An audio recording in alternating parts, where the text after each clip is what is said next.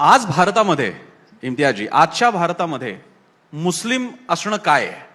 म्हणजे आज जेव्हा इम्तियाज जलील जर का एखाद्याला सलाम वालेकुम म्हणत असेल किंवा मुसलमान म्हणून तो जेव्हा जगत असतो, इम्तियाज जलील एक मुसलमानांचा प्रतिनिधी म्हणून मी विचारतो, आजच्या भारतामध्ये मुस्लिम म्हणून जगणं काय आहे? नाही, काही नाही आहे. ठीक आहे, 2% लोक सर्व समाजामध्ये असे असतात. 98% लोक जे पण आहेत तुम्हाला ना, असं ते वाटतं चांगले. दरवेळी पॅट्रिऑटिझमचं सर्टिफिकेट मुसलमानांकडे मागितलं जातं? हो हो हो, त्याचं वाईट वाटतं मला.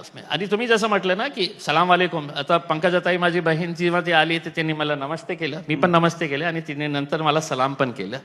तर पंकजाताई, हे जे महाराष्ट्राची जे आपली परंपरा आहे, सलाम तुम्ही मला नमस्ते. जेव्हा सलाम करतो तर इम्तियाज जलील हे पण बोलणार की वक्रतुंड महाकाय सूर्यकोटी समप्रभा निर्विघ्नं करुमदेव सर्व कार्येषु सर्वदा.